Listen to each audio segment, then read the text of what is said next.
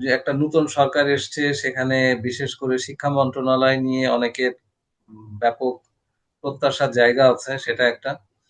আর শিক্ষা মন্ত্রণালয় যাকে দায়িত্ব দেয়া হলো, তিনিও হুম মন্ত্রণালয়ে এক সময়ে মানে দাবি করা হয় হুম সেই সময়ের সরকারের মন্ত্রী হিসেবে যে উনি এই মন্ত্রণালয় ভালো চালিয়েছেন এবং একজন সাকসেসফুল হুম মিনিস্টার এরকমের। তো সেই সরকারটা বহু বহু বছর পর আমরা হুম বলবো যে 2006 পর্যন্ত, হুম তারপরে অলমোস্ট 20 ইয়ার্স হুম পরে গিয়ে হুম বিএনপি এবং তাদের জোট নতুন সরকারে হুম আসলো। হুম হুম এবং শিক্ষা নিয়ে মোটামুটি বিভিন্ন স্টেক হোল্ডারদের মধ্যে এক ধরনের প্রত্যাশার জায়গা আছে। হুম এবং গতকাল এক শিক্ষা মন্ত্রী এহসানুল হক মিলন সাহেব এবং প্রতিমন্ত্রী দায়িত্ব পেয়েছেন ববি হাজ্জাজ সাহেব। উনি নিজেও হুম শিক্ষক, নর্থ সাউথ বিশ্ববিদ্যালয়ে পড়ান, লয়ের হুম শিক্ষক। তো হুম দুজনে যৌথভাবে প্রেসের সামনে কথা বলেছেন তাদের মানে প্ল্যান কি, তারা কিভাবে এগোবেন, মন্ত্রণালয় মানে কিভাবে লিড দিতে চান, শিক্ষার জায়গাতে হুম কিভাবে কাজ করবেন। হুম 3 স্তরের শিক্ষা নিয়েই উনারা কথাবার্তা বলেছেন, প্রাথমিক, মাধ্যমিক এবং উচ্চশিক্ষা এই জায়গা, এবং কি ধরনের পরিবর্তন মানুষ আশা করে এবং ওনারা কিভাবে রেসপন্স হুম করবেন এগুলো নিয়ে এসে। হুম। আপনি যদি ওই নিউজের মানে ক্লিপ আমি যদি দেখে দেখে আমি থাকেন, আমি জাস্ট নিউজের ক্লিপটা দেখেছি, নিউজটা পড়েছি আর কি, আমি নিউজটা আচ্ছা, দেখেছি। আমরা এ- ওইটা দিয়ে বোধহয় শুরু করতে পারি আমাদের নিজেদের আলোচনাতে। আপনি যেহেতু, হ্যাঁ, আমি যেটা বলবো আর কি, এখানে আপনার একটা আমি একটা ডিফারেন্ট ভিউ এক্সপ্রেস করি, যেটা হচ্ছে যিনি মিলন সাহেবকে বলা হলো যে খুব সাকসেসফুল মন্ত্রী ছিল, এটা আমার কাছে জিনিসটা এরকম মনে হয় না। কারণ ওই টাইমে আমি খুব সক্রিয় সাংবাদিক ছিলাম, হুম, জি, রিপোর্টার হিসাবে সক্রিয় ছিলাম উনি যখন মন্ত্রী ছিলেন। তখন যেটা দেখতেছিলাম, ওনার সাকসেস ছিল হচ্ছে নকল ধরার মধ্যে, নকল ধরতে যে উনি এটা জি, সাংবাদিক টাংবাদিক নিয়ে, মিডিয়া টিডিয়া নিয়ে বিভিন্ন আপনার হল, মানে পরীক্ষা হলে যে উনি ঢুকতেন, ঢুকে নকল যারা করতো তাদের ফাইন্ড করতেন, ফাইন্ড আউট করে তাদেরকে এক্সপেল করতেন বা ইলি করতেন আর কি। এভাবে তিনি এটা মিডিয়াতে একটা হাস্য রসের পাত্র হয়ে গেছিলেন। এটা নিয়ে কথা ছিল যে মন্ত্রীর কাজ কিন্তু ক্লাসে ক্লাসে, এমন পরীক্ষার হলে যে নকলকারী যারা নকল ছাত্র, যে ছাত্রগুলি নকল করে সেই ছাত্রদেরকে এটা এটা তার কাজ না। সুতরাং এই যদি বাংলাদেশের মানুষ যদি বুঝে যিনি নকল ধরাতে সাকসেসফুল তিনি এডুকেশনাল সাকসেসফুল হয়ে গেছেন, এটা আমার কাছে মনে হয় এটা ভুল ধারণা। এই এক সেকেন্ড হচ্ছে যে আপনার নকল ধরা, আমি মনে করি ছাত্ররা কেন নকল করে, নকল করে কারণ হচ্ছে আমাদের এডুকেশন সিস্টেমটা এখনো মুখস্থ নির্ভরশীল। আপনি যদি আমাদের আমাদের পড়াশোনার কারিকুলাম গুলি, বইগুলি, কন্টেন্ট গুলি এখনো মুখস্থ নির্ভর। এখনো আমরা শিশুকাল জি, থেকে আমাদেরকে মুখস্থ করানো হয়েছে, পারিবারিকভাবে মুখস্থ করানো হয়েছে, স্কুলে মুখস্থ করানো হয়েছে। এবং কিভাবে কিভাবে মুখস্থ করে হাতের লেখাটা সুন্দর করে কিভাবে পাশ করা যায়, সেটা কিন্তু আমাদের জেনেটিক্স এর মধ্যে এখনো রয়ে গেছে। হম এখন ওই মিলন সাহেব যেতেন বিভিন্ন হলে, মিডিয়াতে এলি নিয়ে আলোচনা হতো, তখন সেদিক দিয়ে হয়তো বা তিনি একটা জনপ্রিয়তা হয়েছেন এবং তিনি এটা সুন্দর করে সুইট করে কথাবার্তা বলেন। এইলি দিয়ে একটা এডুকেশন হচ্ছে একটা ভিশনের ব্যাপার। এখানে মন্ত্রী সাহেব আরো 5 10 20 বছর কিভাবে এডুকেশনটা সাজাবেন, কন্টেন্ট গুলি এক্স্যাক্টলি। কি হবে, আমাদের আমাদের এই আমরা গ্রাজুয়েট ক্রিয়েট করতেছি, কি গ্রাজুয়েট ক্রিয়েট করতেছি, এটা ইন্ডাস্ট্রির সাথে কিভাবে কানেক্ট করা যাবে, আর কিভাবে প্রোডাক্টিভ ফোর্স করতে হবে, সেটা সেভাবে ওনার চিন্তা করতে হবে। এখানে নকল ধরার ভিতরে নাই। এখন আমি যেটা আসতেছি, আজকের যে নিউজটা ববি হাজাজের যে 11টা নাকি 12টা পয়েন্ট দিল, সেই পয়েন্টগুলিটা আমার কাছে মনে হচ্ছে একটা একটা ডেপথলেস, মানে গভীরতাহীন। গভীরতাহীন মানে এটা বলতেছে যে ফার্স্ট প্রায়োরিটি হবে হচ্ছে দেশের এডুকেশনে ইনভেস্ট করা। হুম। তাই এডুকেশন ইনভেস্ট করে আপনি কি তৈরি করবেন? আনএমপ্লয়েড পিপল তৈরি করবেন নাকি আনএমপ্লয়েড ছাত্র তৈরি করবেন নাকি? আপনি যদি এখন যদি আগামী 5 বছরে যদি 5 লক্ষ গ্রাজুয়েট তৈরি করেন আইটিতে বা অন্য কোনো স্কিল প্রোগ্রামে, অথবা আপনি বলেন লিটারেচারে বা ল্যাঙ্গুয়েজে, এবং তারা যদি ড্রাইভারের থেকে বেতন বেশি কম পায়, বাংলাদেশে এখন ঢাকাতে একটা ড্রাইভারের বেতন 20 থেকে 25 হাজার টাকা, আর একটা ইঞ্জিনিয়ার আপনার বেতন পায়, চাকরিতে ঢুকলে তারা 15 হাজার টাকা অফার করে বা 20 হাজার টাকা অফার করে। আপনি এটা এটা তো একটু বুঝতে হবে। আপনি শুধুমাত্র ইনভেস্টমেন্ট করে আপনি ইউনিভার্সিটি, কলেজ, এডুকেশন ইনস্টিটিউট সমানে করতে থাকবেন আর এই গ্রাজুয়েশন সৃষ্টি করতে পারবেন এবং তাদের কোনো চাকরি থাকবে না। সেটা তো আপনি বলতে হবে যে আমি আগামী 5 বছরে 5 লক্ষ চাকরির ফিল্ড তৈরি করব এবং সেই জন্য আমাদের 5 লক্ষ গ্রাজুয়েট দরকার বা this type of skill people দরকার। সেটা আপনার এভাবে বলতে হবে, না হলে তো হবে না তো এটা। আচ্ছা, কি বলতেছিলেন আপনার? না, আপনি আপনি যে পয়েন্ট বললেন এটা খুবই আহ, জরুরি। এই বিষয় নিয়ে আজকে আমি একটা লেখা লিখে শেষ করে পাঠিয়েছি ডেইলি আচ্ছা, সানে। এটা আমি আমি আরেকটা পয়েন্ট হয়তো মিস করব, সেটা হচ্ছে আমি যখন এখানে ইমিগ্রেশন ডিপার্টমেন্টে ছিলাম, কর্মরত ছিলাম ইউরোপে, ইন রোমানিয়াতে, তখন অনেক বাংলাদেশি ছেলে রিফিউজি ক্যাম্পে নিয়ে আসা হতো তাদেরকে। তারা হয়তো পালিয়ে ওয়েস্টার্ন ইউরোপিয়ান কান্ট্রিতে যেত, অথবা তারা ইলিগাল হয়ে গেছিল, তারা হয়তো বা বর্ডার ক্রস করে এখানে ঢুকেছে, এবং তাদের ইন্টারভিউর সময় আমি থাকতাম আর কি। তাদের ইন্টারভিউ আমি নিতাম, আর অনুবাদক হিসেবে থাকতাম। তখন আমরা এটা নোট করতাম আর কি। আর তাদেরকে জিজ্ঞাসা করতো তোমার পড়াশোনা কি।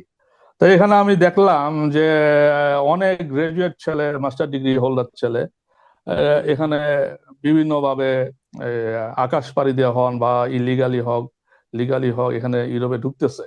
ঢুকতেছে কেন? ক্লিনিং এর কাজ করার জন্য, কনস্ট্রাকশনের কাজ করার জন্য, বা ওয়েল্ডিং মেশিনে কাজ করার জন্য তারা তৈরি করতেছে।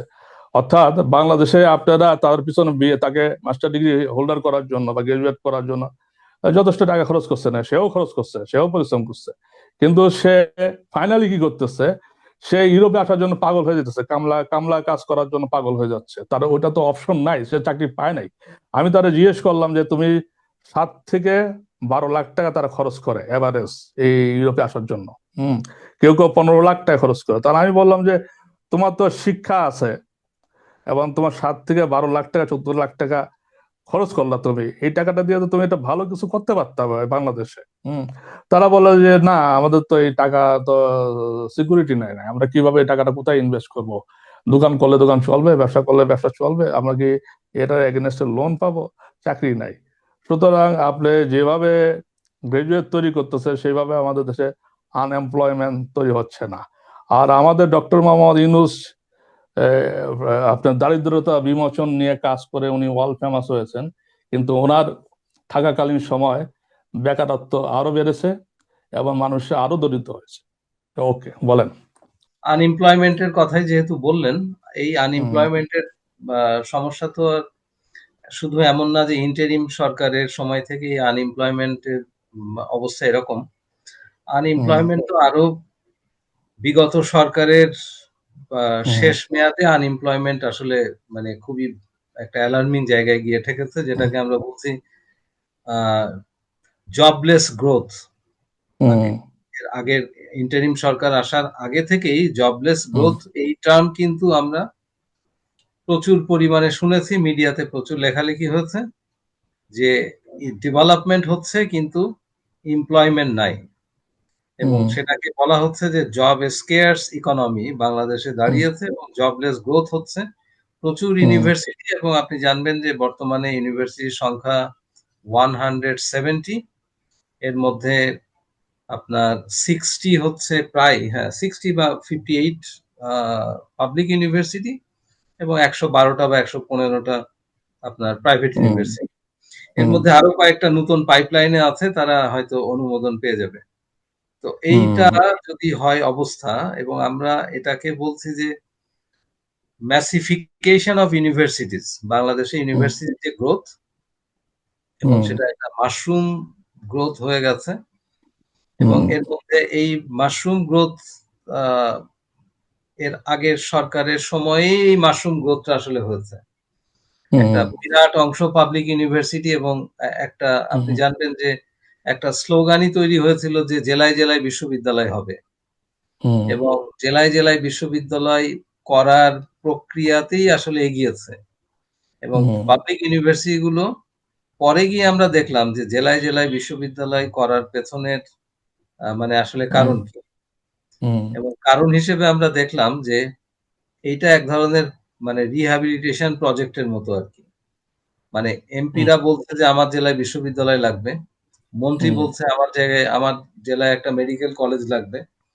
তো তার মানে আপনার একটা বিশ্ববিদ্যালয় আপনি যদি করতে যান তাহলে এখানে আপনার বেশ কিছু আপনার রিসোর্স লাগবে যাদেরকে আপনি অ্যাপয়েন্ট করবেন হুম এবং আপনি এমপি হন মানে মন্ত্রী হন হুম বিশ্ববিদ্যালয়টাতে যত রকম অ্যাপয়েন্টমেন্ট হবে যত লোক নিয়োগ করবেন হুম সেগুলো আপনার হাত দিয়ে হবে এবং আপনি আপনার দলীয় লোকজন বিবেচনায় হুম নিয়ে আপনি নিয়োগ হুম করবেন সেখানে আপনার ভিসি প্রভিসি ট্রেজারার শিক্ষক মানে হুম তারপরে নন একাডেমিক স্টাফ সমস্ত কিছু হুম তো হুম এবং সেসব জায়গা থেকে যে আপনি বললেন যে মানে লক্ষ লক্ষ স্টুডেন্ট বের হচ্ছে কিন্তু সরকারের কিন্তু ওই পরিকল্পনা নাই যে যত গ্রাজুয়েট প্রতি বছর বের হয় হুম তাদের মধ্যে আমার এমপ্লয়মেন্ট পাবলিক সেক্টরের এমপ্লয়মেন্টের অবস্থা কি মানে আমার নিড কি প্রাইভেট সেক্টরে আমি রাফলি সেই নিড হুম অ্যানালিসিস কিন্তু হয় না এবং কোনো মন্ত্রণালয় এই দায়িত্বের মধ্যে নাই যে সে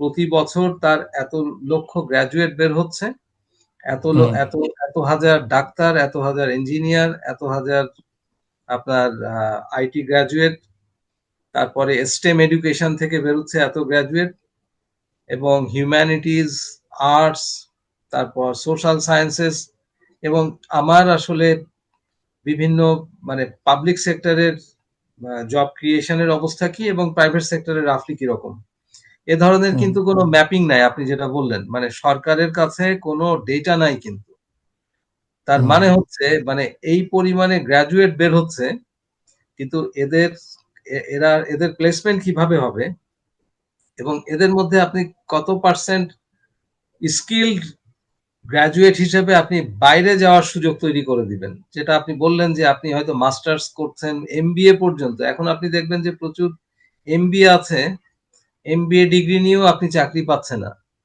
হুম অর্থাৎ তার মানে সবাইকেই মাস্টার্স করতে হবে এই যে একটা মানে পপুলার একটা স্লোগান যে তৈরি হলো এবং আপনি সেই মাস্টার্স করার পরে আপনি বলছেন যে আপনি আনস্কিল লেবার হিসেবেও আপনি ইউরোপে ঢুকতে যাচ্ছেন আপনি ডানকি রুটে যাচ্ছেন আপনি অবৈধ পথে যাচ্ছেন এবং মানে বাড়ির জমি জায়গা বিক্রি করে হ্যাঁ লোকজনের কাছ থেকে টাকা লোন করে তো তাহলে আপনি এই এডুকেশন এবং আপনি শেষ পর্যন্ত যে কাজটা করবেন সেইখানে তো বিস্তর মানে উম, ফারাক এই মিসম্যাচ কিভাবে আমরা মিনিমাইজ করব এটা নিয়ে আপনি কি মানে গত মানে কয়েকটা সরকারের কোন রকম প্ল্যানিং বা কোনো আলাপ কি শুনেছেন যে তারা এটা নিয়ে মানে কাজ করছে বা কাজ করতে চায় যে এই মিসম্যাচ আপনি কিভাবে মিনিমাইজ করবেন আচ্ছা আমি যে কথাটা বলবো মিসম্যাচ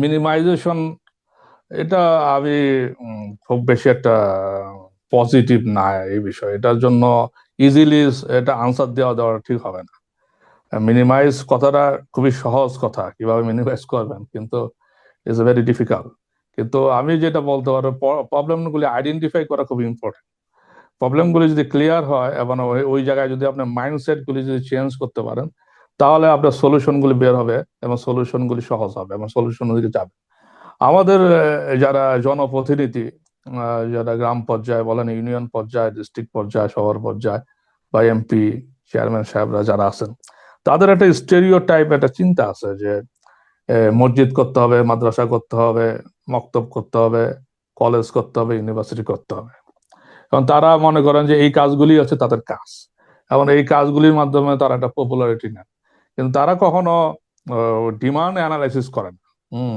ডিমান্ড না অ্যানালাইসিস এইটুকু করার খুব গেল একটা আপনি আপনি উম, মানে হুম, একেবারে টেরিটরিতে আপনি লোকাল হ্যাঁ জায়গার কথা বলছেন কিন্তু হ্যাঁ আমরা যে আলাপটা দিয়ে আপনি শুরু করেছিলেন যে আপনি হ্যাঁ ববি হাজ্জাজ সাহেব এবং শিক্ষামন্ত্রী হুম, দুজনে মিলে হ্যাঁ যৌথভাবে প্রথম গতকাল একটা মানে হ্যাঁ, প্রেস কনফারেন্স করলেন, হ্যাঁ, এবং প্রেসের হ্যাঁ, কিছু উত্তর নিলেন। সেই জায়গাতে আপনি যদি শুনে থাকেন, ববি হাজার সাহেব বলছেন, যেটা আমি নিজে হুম, শুনলাম, যে উনারা এমন পদক্ষেপ নিবেন যে বাংলাদেশের শিক্ষা ব্যবস্থা ঢেলে সাজাবেন, এবং সেই হুম, শিক্ষা ব্যবস্থা এরকম ঈর্ষণীয় জায়গায় মানে নিয়ে যাবেন যে হুম, পৃথিবীর বিভিন্ন দেশ থেকে বাংলাদেশে পড়ালেখা হুম, করার জন্য তারা আসবে। মানে আপনি বোঝার চেষ্টা করেন কিন্তু, মানে হুম, আপনি প্রথম প্রেস মিট করছেন এবং আপনি এই স্টেটমেন্ট হুম, দিলেন, হুম, তার মানে হচ্ছে যে পৃথিবীর বিভিন্ন জায়গা থেকে বাংলাদেশে পড়ার জন্য হুম, আসবে, এবং হুম, সেটা সব আপনার সব লেভেলের। হুম, আপনি প্রাইমারি, আপনি মাদ্রাসার কথা বলছেন, মানে এমন হুম, জায়গায় নিবে আর কি, ভোকেশনাল এর কথা বলেছে, হুম, সেকেন্ডারি, হায়ার সেকেন্ডারি এবং টারশিয়ারি লেভেল পর্যন্ত। হুম। তো মানে আমরা আমরা যেটা বলছি আচ্ছা, যে আমি আচ্ছা, আমি বলি, তাদের স্পিরিটকে আমরা কংগ্রাচুলেট করি। তারা যে মানে পজিটিভ ভাবে এটাতে বলতেছেন, সমস্যা না, কিন্তু আমরা এটাতে বলছি যে ওনারা মন্ত্রী যেহেতু ওনাদের পজিটিভ হইতেই হবে। কিন্তু ক্রিটিক্যাল অ্যানালাইসিস যেহেতু আমরা যারা আছি তারা করতে পারি সেটা। এখন এই যদি ওই চেয়ারে যদি আমিও বসতাম তাহলে আমিও হয়তো বা ওই একদিন আগে ওনার দুই মন্ত্রী বসে 10-12টা পয়েন্ট করে 20-30টা পয়েন্ট করে ফেলতাম। আপনি আর আমি যদি মন্ত্রী হইতাম তাহলে পয়েন্ট করে ফেলতাম। না, কিন্তু কিন্তু আমরা বলছি যে আপনি আমার প্রবলেম আইডেন্টিফাই না করে আপনি যদি বলেন হ্যাঁ, যে আমি এমন হ্যাঁ, ঈর্ষণীয় জায়গায় নিয়ে যাব যে আমার মানে কোনো সমস্যা নেই যে আপনি অনেক কাজ করবেন, সেগুলো মানে হুম। সেগুলো তো অবশ্যই। কিন্তু আমাদের প্রবলেম গুলা কি আসলে ওই জায়গাতে যে আপনি রাতারাতি 5 বছরের মধ্যে এমন ইনভেস্টমেন্ট করবেন যে এটা ঈর্ষণীয় জায়গায় যাবে এবং পৃথিবীর বিভিন্ন জায়গা থেকে আপনার এ- এখানে পড়তে এ- আসবে? এটা কি আমাদের আসলে এটা এটা ইনভেস্টমেন্ট প্রবলেম না। It is not a investment problem, এটা ইনভেস্টমেন্টের প্রবলেম না। প্রবলেমটা হচ্ছে যে আমাদের ডেডিকেটেড টিচার নাই, আমাদের রিসার্চ করার মতন ফ্যাসিলিটিও নাই, ভালো লোকও নাই। আর দ্বিতীয়ত তো আমাদের স্টুডেন্টরা খুব ডেডিকেটেড না কোনো কিছু শেখার জন্য, ইনোভেট করার জন্য। ইনোভেশন করা, আমাদের দেশে ইনোভেশনের দিকে আমরা খুব একটা গুরুত্ব দিতেছি না। আমাদের দেশে পিওর ম্যাথমেটিক্স এর চর্চা হয় না, আমাদের দেশে পিওর ফিজিক্স এর চর্চা হয় না। আমাদের মৌলিক যে সায়েন্স আছে সেই মৌলিক সায়েন্সের কিন্তু আমাদের দেশে কোনো কাজই নাই। এক সময় ঢাকা ইউনিভার্সিটিতে ফিজিক্স ডিপার্টমেন্টে খুব ভালো ভালো ছাত্ররা ভর্তি হতো, এখন কিন্তু ওখানে গেলে কিন্তু ওই ভালো ছাত্রদেরকে আপনি পাবেন না। হুম। সুতরাং আমাদের যদি ওই ইন্টারন্যাশনাল লেভেলে যদি নিয়ে যেতে হয় বা ইন্টারন্যাশনাল ছাত্র যদি আনতে চান, তাহলে আমাদের ওই কঠিন কঠিন সাবজেক্ট গুলিতে মনোযোগ দিতে হবে, সেই জায়গায় আমাদের রিসার্চ করতে হবে, সেই জায়গায় আমাদের ইনোভেশন করতে হবে, আমাদের ক্রিয়েট করতে হবে। আমরা এখনো সমস্ত কিছুতে ইউজার লেভেলে আছি। আপনি যদি বলেন যে ইন্ডিয়ার সাথে যদি কম্পেয়ার করেন, কম্পেয়ারিংটা দরকার, না হলে বোঝা হুম, যাবে না। হুম, হুম, ইন্ডিয়ার সাথে যদি কম্পেয়ার করতে আসেন, ইন্ডিয়াও কিন্তু এখনো পর্যন্ত ওই ঈর্ষণীয় লেভেলে কিন্তু পৌঁছতে পারে না ইন্ডিয়াও। কারণ হচ্ছে ইন্ডিয়ানরা সার্ভিস সেক্টরে ভালো করতেছে। জি, সার্ভিস সেক্টরে ভালো করতেছে মানে হচ্ছে ইন্ডিয়ানরা আমেরিকা বলেন, অস্ট্রেলিয়া বলেন, কানাডায় বলেন, ইউরোপে বলেন, তারা কিন্তু এখনো ইনোভেশনে পিছিয়ে আছে, এখনো রিসার্চের পিছিয়ে আছে। তারা যেটা করতে পারছে, কাজ ভালো করে। মানে যেমন ধরেন, আমি যতগুলি ইউরোপে দেখলাম, আমাদের দেশের ছেলেরা যারা আছে তারা দ্রুত টাকা বানাতে চায়, তাদের সাইকোলজি আছে দ্রুত টাকা বানাতে, কাজ করতে চায় কম। কিন্তু ইন্ডিয়ানদের মধ্যে আমি দেখছি যে তারা সারাদিন লেগে থাকে এবং অফিসে সারাক্ষণ থাকে এবং সারা সব কাজ। এই জন্য আমি একবার আলোচনা করছি তার মানে দে বেশ আর কয়েকজনে। Producing better graduates. না, দে আর আমি মনে করি ওটাও না। আমি না, আমি বলছি তাদেরকে জিজ্ঞেস করছি, না, আমি এমপ্লয়ারদেরকে জিজ্ঞেস করছি যে ইন্ডিয়ানদেরকে পছন্দ করেন কেন। তারা আমার বললো যে দেখেন এরা সারাক্ষণই অফিসে থাকে। হুম। আরেকটা হচ্ছে বাইরে বেশি একটা যায় না, আর ফুর্তি ফাত্তা বেশি একটা করে না, এবং কাজ করে, প্রচুর কাজ করে। কাজগুলি কিন্তু একটা মনোটোনাস কাজ, এটা কিন্তু ক্রিয়েটিভ কোন কাজ না। হ্যাঁ, হুম, কিন্তু তারা সেটা করতেছে এবং অল্প বেতন থেকে তারা শুরু করে। এটা আমার কাছে মনে হয় কালচারাল ব্যাপার হইতে পারে, আবার তাদের ট্র্যাডিশনাল ব্যাপার হইতে পারে, এবং কাজের মধ্যে ডেডিকেশন হবে, যেটা আবার পাকিস্তানিদের নাই। হুম, বাংলাদেশ এবং পাকিস্তানের কথা বলা হয় যে এই ছেলেগুলি এই কাজের যে প্রফেশনালিজম যেটা, সেই জিনিসটাতে ঘাটতি আছে। তার সেই মানে জিনিসটা পেশেন্স নাই, কনসিস্টেন্সি নাই এবং কনসিডার নাই, প্রফেশনালিজমও নাই। প্রফেশনালিজম তাদের মধ্যে নাই। সেটা একটা একটা বিষয়। এবং আরেকটা জিনিস হচ্ছে এই ইন্ডিয়ান মেয়েদের মধ্যে বা তরুণদের মধ্যে একটা একটা মনোযোগ, প্রচুর মনোযোগ দেয় এবং তারা একটু ভালো মতো চিন্তা করে। এই জন্য এটা জিনিসটা এইরকমই। যেমন ধরেন আপনি একটা ইউরোপিয়ান ধরেন, আপনি একটা বিশাল বড় আইটি কোম্পানি ডেভেলপ করলেন, মাল্টিনেশনাল কোম্পানি ডেভেলপ করলেন, এখন আপনি ইউ আর এ বিলিয়নিয়ার, আপনি রিল্যাক্স করতেছেন, কিন্তু আপনার কোম্পানিটাকে পাহারা দেওয়ার জন্য, রান করার জন্য আপনি সার্ভেন্ট নিয়ে আসছেন, সেটা ইন্ডিয়ানদেরকে মানুষ চয়েস করে। হুম। যার ফলে তার ইন্ডিয়া মানে তো একটা এই ক্ষেত্রে রিলায়েবিলিটি তৈরি হচ্ছে জব মার্কেটে। রিলায়েবিলিটি খুব বেশি তৈরি হয়ে গেছে তাদের মধ্যে, এবং ইন্ডিয়ানরা তারা পছন্দ করে। কিন্তু এখানে আবার কথা আছে, ইন্ডিয়ানদের মধ্যে দুই শ্রেণীর স্কিল স্টাফ পাওয়া যায়। আমি নিজে ইন্ডিয়াতে একাধিকবার গেছি আইটি রিপোর্ট করার জন্য, আমার একটা পার্সোনাল অভিজ্ঞতা আছে। আমি বড় বড় কোম্পানিতে রিপোর্ট করার জন্য, সাইট ভিজিট করার জন্য ইন্ডিয়া পার্সোনালি আমি গিয়েছি। যাওয়ার পর আমি লক্ষ্য করলাম যে ইন্ডিয়াতে যেমন হাইলি স্কিল লোক আছে, আবার এরকম ফটকা টাইপের চাপাবাজ লোকও আছে। হুম। আচ্ছা। এই জন্য আইটি কোম্পানিতে বলা হয়, যদি পিওরলি তুমি যখন ব্রেন হান করবে, একটু খেয়াল রেখো, ওই রকম ফটকা বা চাপাবাজও আইসা পড়তে পারে। আমি একটু হালকাভাবে কথাটা বললাম, কিন্তু ওখানে ওই জিনিসটাও আছে। তাই ইন্ডিয়ানরা, আরেকটা আছে, ইন্ডিয়ানদের মধ্যে ইংরেজিটা বলতে পারে ভালো, এটা একটা ব্যাপার আছে। আরেকটা আছে যে শাইনেসটা নাই। আমাদের দেশে ছেলেদের মধ্যে একটা শাইনেস আছে, এরা পড়াশোনাটার একটু ভয় পায়। এখানে ওরা ইউরোপে এসে আমরা দেখলাম যে রেস্টুরেন্ট তৈরি করার দিকে বা রেস্টুরেন্টে কাজ করার দিকে একটু আগ্রহ, কিন্তু ওই জবগুলি যেমন কল সেন্টারের জব, ওইটাতে তারা নিতে চায় না। অথবা কন্টেন্ট রাইটিং এর জব, সেটা তারা নিতে চায় না। আর একটা দুঃখজনক ভাবে আমি এটা বলবো যে আমি যখন ইমিগ্রেশন ডিপার্টমেন্টে কর্মরত ছিলাম, তখন আমি যখন বাংলাদেশি ছেলেদেরকে ইন্টারভিউ আমরা করতাম, তখন আপনি দেখবেন যে শিক্ষার হার তো আমাদের খুবই খারাপ। এরা নিজের নিজের নিজের বাবার নামটাও, বাবার নামের স্পেলিং করতে পারে না, মার নাম স্পেলিং করতে পারে না। আর তার নিজের বয়স বলে 20 বছর, মার বয়স বলে 28 বছর। মানে দিস ইজ এই চিন্তাগুলি তাদের মধ্যে ডেভেলপ করে নাই, তারা অনেক দূর পিছিয়ে আছে। আপনি যে উচ্চ শিক্ষার কথা বলতেছেন, আমি নিজের চোখে দেখতেছি এই যে এই ছেলেগুলি বাড়ির ঠিকানা বলতে পারে না। এই ছেলেগুলি তোমার নামটা কি ইংরেজি জিজ্ঞেস করলে সেটা উত্তর দিতে পারে না। কারণ আপনি তো উচ্চ শিক্ষা না, কিন্তু আমরা ঈশ্বরীয়তার জন্য এটাকেই কিন্তু আমরা উচ্চশিক্ষা বলছি আবার। আপনি যে হুম। প্রসঙ্গ তুললেন, জি। জি। মানে এটাকেই আমরা, মানে এই ধরনের ইনঅ্যাবিলিটি নিয়ে প্রচুর হ্যাঁ, স্টুডেন্ট বিশ্ববিদ্যালয়ে আসছে এবং হুম। বিশ্ববিদ্যালয়গুলো এরকম গ্র্যাজুয়েটের হাতে সার্টিফিকেট ধরিয়ে দিয়ে দিচ্ছে। হুম। দিচ্ছে। আমি এ দিচ্ছে। কারণে বললাম যে আমরা কিন্তু এখন মানে আপনি শুরু, আরো একটা ইন্টারেস্টিং ব্যাপার যে হুম। মন্ত্রী বলছেন, হ্যাঁ, শিক্ষামন্ত্রী বলছেন যে এডুকেশন কমোডিটিকে আমরা লোকাল কমোডিটি থেকে গ্লোবাল কমোডিটিতে নিয়ে যাব। তার মানে উনি অ্যাকনলেজ করলেন, মানে আমি এটা হুম। শুনে একটু আঁতকে উঠলাম। হুম। এডুকেশন যে কমোডিটি, এটা উনি হুম। মেনে নিয়েই ওনারা পরিকল্পনায় যাচ্ছেন। তার মানে হুম। হুম। এডুকেশন আসলে officially has become a commodity. এবং আপনি যদি কমোডিটি স্বীকার করেনই, তাহলে তো হুম। বিশ্ববিদ্যালয় তো এরকম আপনার পাড়া মহল্লায় তৈরি হবে। আপনি হুম। মানে প্রচুর মানুষকে বিশ্ববিদ্যালয়ে আসার সুযোগ করে দিবেন এবং তখন আপনার সার্টিফিকেট দেয়ার এক ধরনের দায়বদ্ধতাও তৈরি হবে, একটা অব্লিগেশন তৈরি হবে।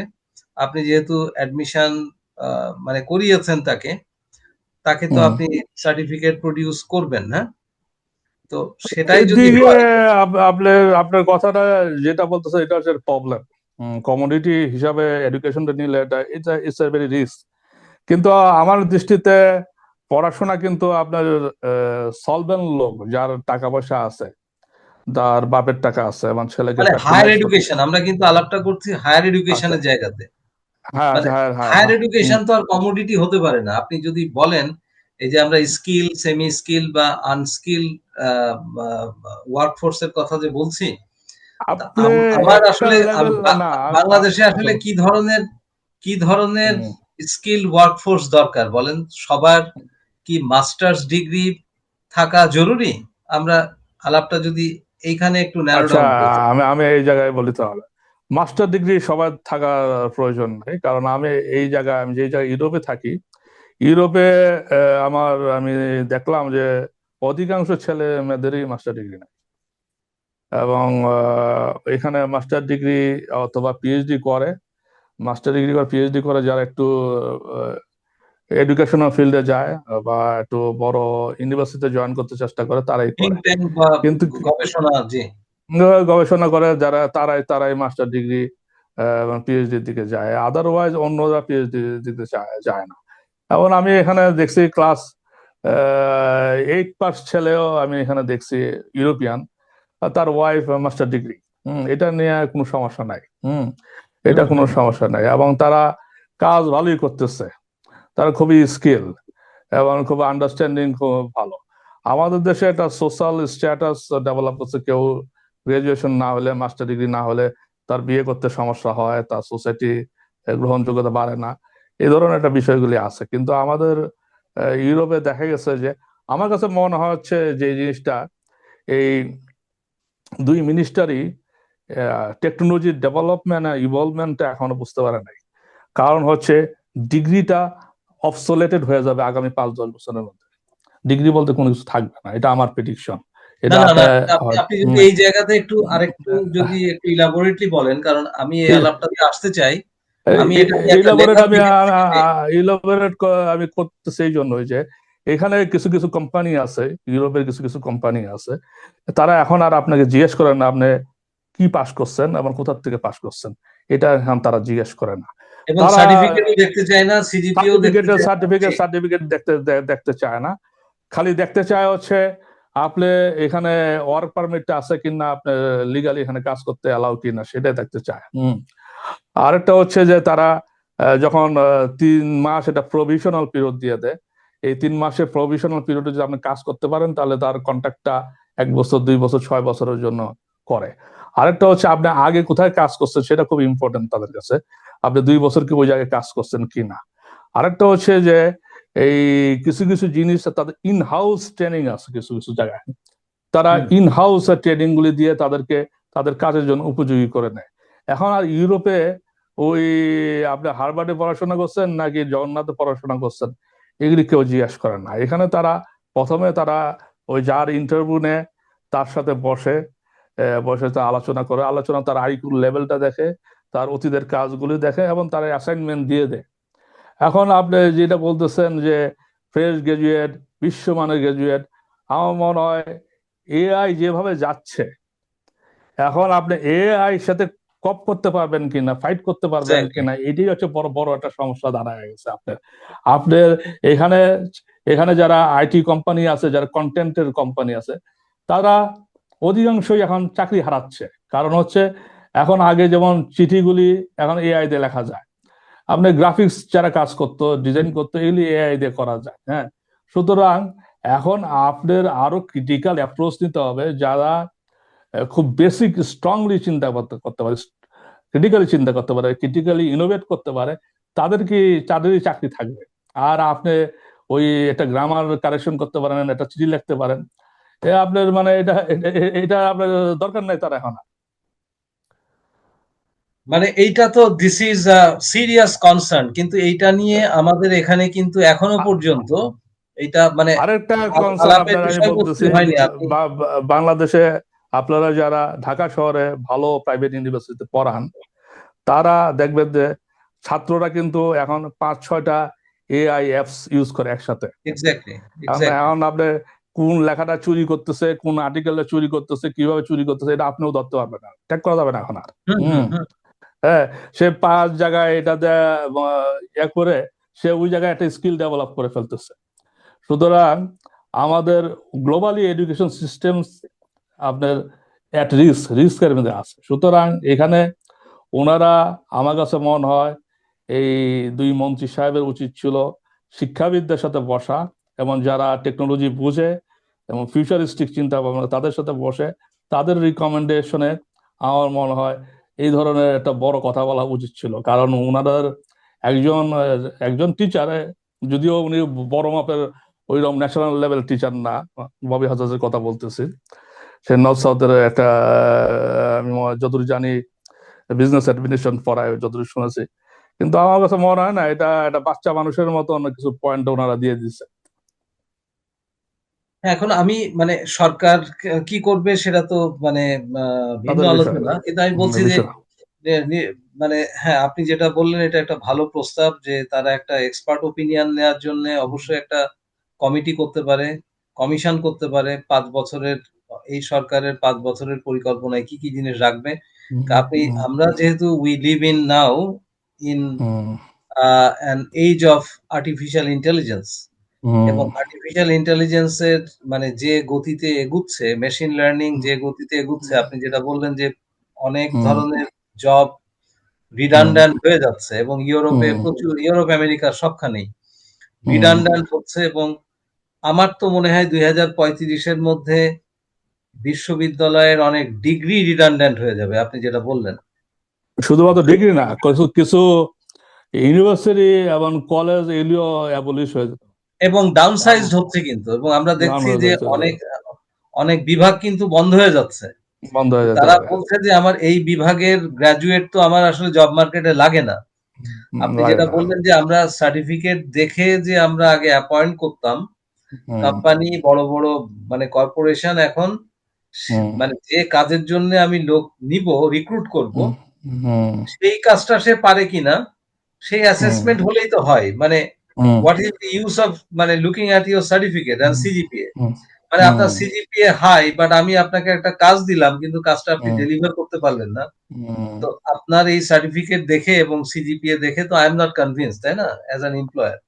ওটা তো আপনার ইউনিভার্সিটিতে আপনার সরকারি ইউনিভার্সিটিতে প্রফেসর হিসাবে আপনি জয়েন করলেন বা টিচার হইলেন বা প্রফেসর হলেন, আপনি সপ্তাহে 2 দিন গিয়ে ক্লাস নিলেন।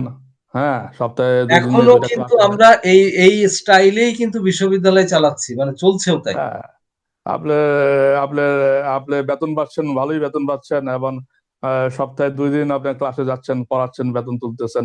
এই জিনিসটা ওয়ার্ল্ডে আর থাকবে না, এটা চলে যাবে। আর একটা হচ্ছে যে আমার মনে হয় স্কুল লেভেলে যে টিচার রাখা, সে টিচার রাখারও খুব একটা প্রয়োজন নাই। আমার মনে হয় ছাত্রদের, বাচ্চাদেরকে ভালো কম্পিউটার স্ক্রিন দিলে, এআই টেকনোলজি দিলে, কারণ আপনারা দেখবেন যে আমি যখন স্কুলে পড়তাম মনে আছে যে অনেক টিচার কিন্তু ভুল পড়াতো কিন্তু। হুম। হ্যাঁ, হ্যাঁ, হ্যাঁ।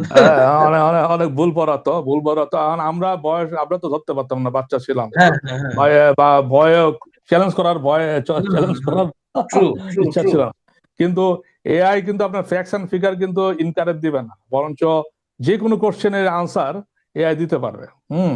ইভেন আপনার একটা ক্লাস 10-এর ছাত্র যদি ইউনিভার্সিটি লেভেলের একটা কোশ্চেন করে ফেলে, এআই এটা দিতে পারবে। হুম।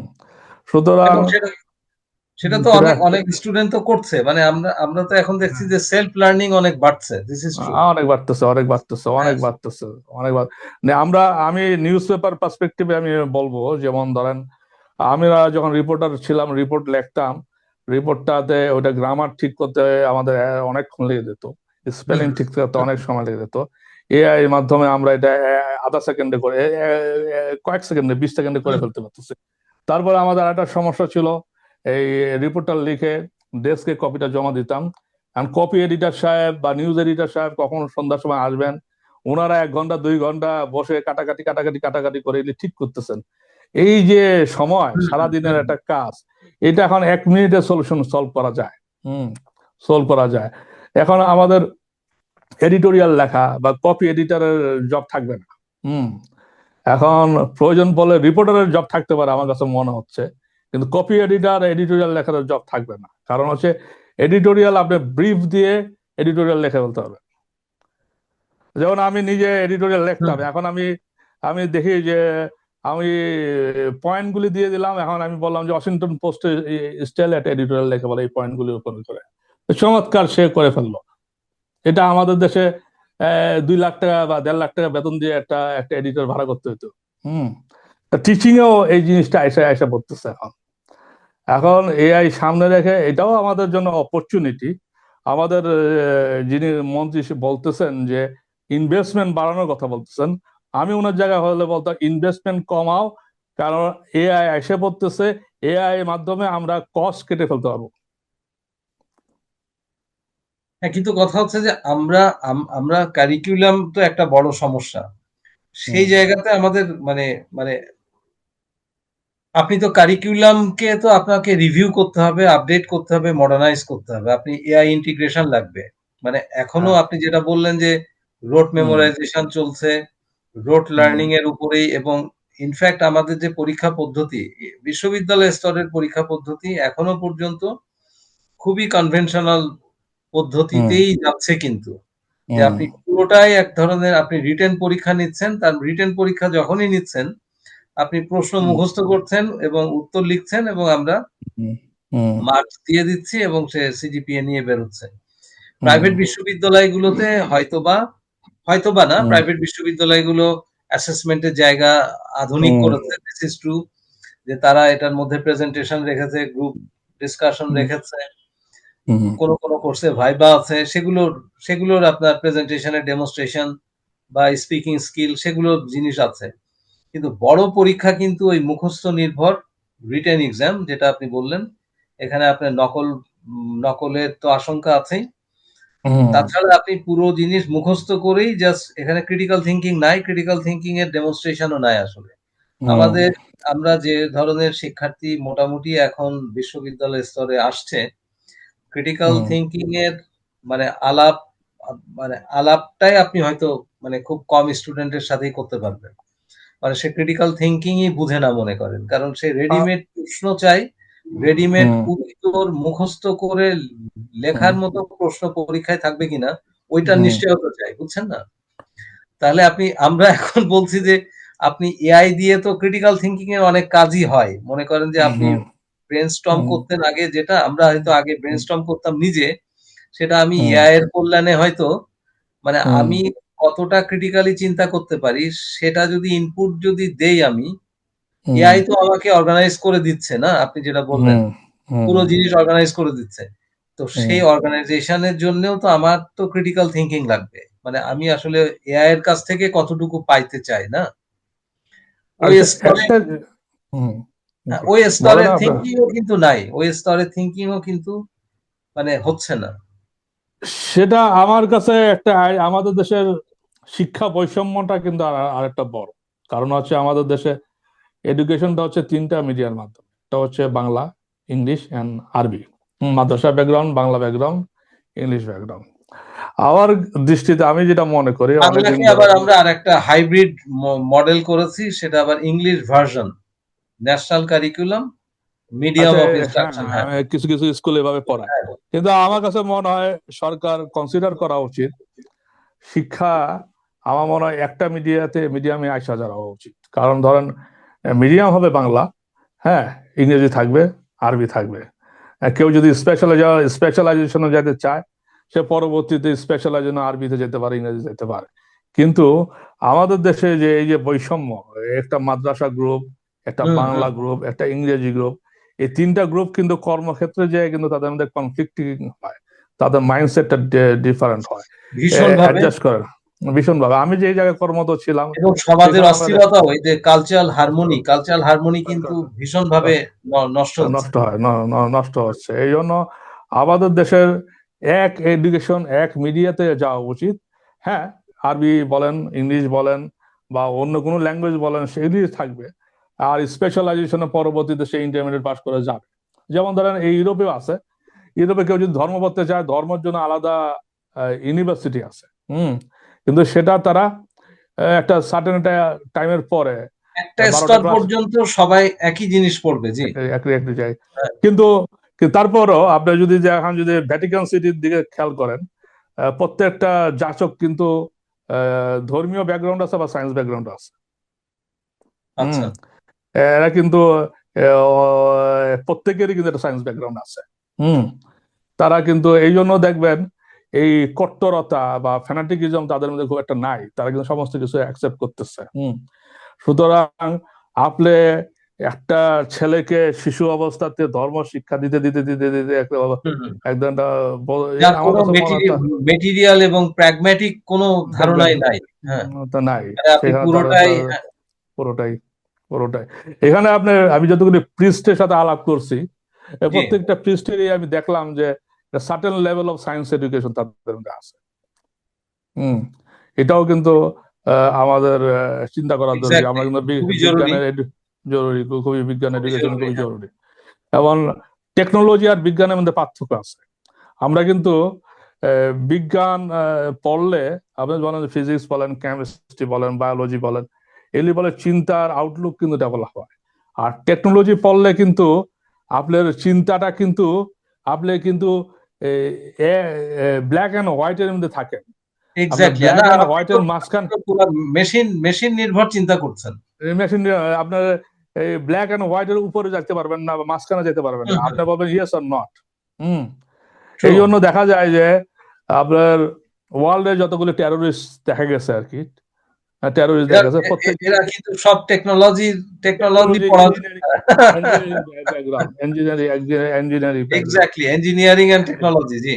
না, আমরা পিওর, ইঞ্জিনিয়ারিং। আপনি যেটা শুরুতে বললেন, পিওর সায়েন্সের চর্চা তো নাই এখানে। এটা আপনার আপনার উনি যেটা বললো যে বাংলাদেশে মানুষ ইন্টারেস্ট শো করবে বিশ্বমানের এডুকেশন, সেখানে তার বাংলাদেশ সাবসিডি দিয়ে আবার ওই ওই ওই জায়গায় যাইতে হবে। ওই জায়গায় বাংলাদেশ যাইতে পারে কিনা, পারবে কিনা, এই বিষয়ে আমার সন্দেহ আছে।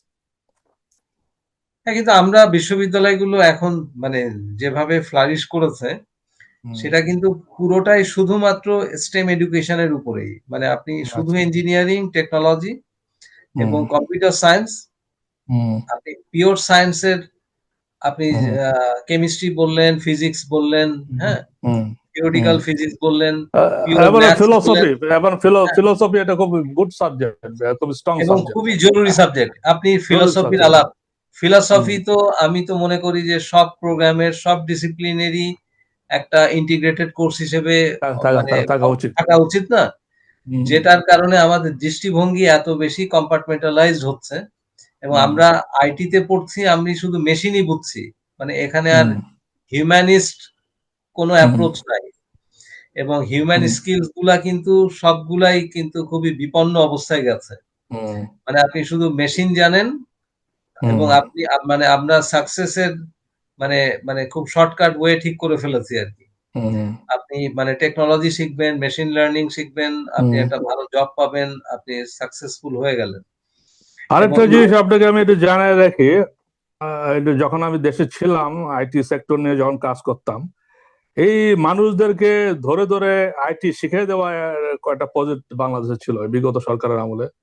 বা আমরা হ্যাঁ, হ্যাঁ। দেখছি বিভিন্ন ধরনের আর্নিং এন্ড লার্নিং প্রজেক্ট ছিল।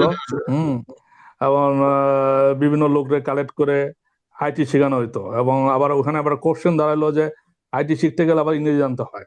হুম হুম, বাংলাতে আইটি শেখানো আবার খুব ডিফিকাল্ট, কারণ টিউটোরিয়ালস গুলি বাংলাতে করা খুব কঠিন হয়ে যায়, কারণ ওরা ইংরেজি বই থেকে নিতে হয় তো। হুম, তখন আবার ওইটার জন্য আবার প্যারালাল ইংরেজি কোর্সও চালু করলো। কিন্তু এই যে এটা আমার কাছে মনে একটা ইনভেস্টিগেশনের ব্যাপার। তো এতগুলো লোকরে বিভিন্ন প্রজেক্টে আইটি শেখানো হলো এবং সেই সাথে ইংরেজি শেখানো হলো।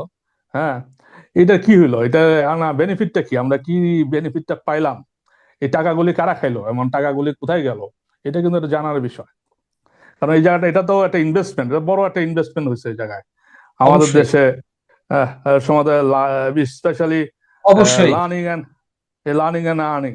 হুম, আবার হুম। এটা নিয়ে একটা একসময় যোগ হলো যে মানুষ কালেক্ট করে নিয়ে আসা কম্পিউটার শেখায় দেওয়া। আবার আরেকটা জিনিস আমি জানতাম যে ওইটা হচ্ছে আগে 20-25 বছর আগের কথা, বিভিন্ন স্কুলে কম্পিউটার দেওয়া হয়েছে।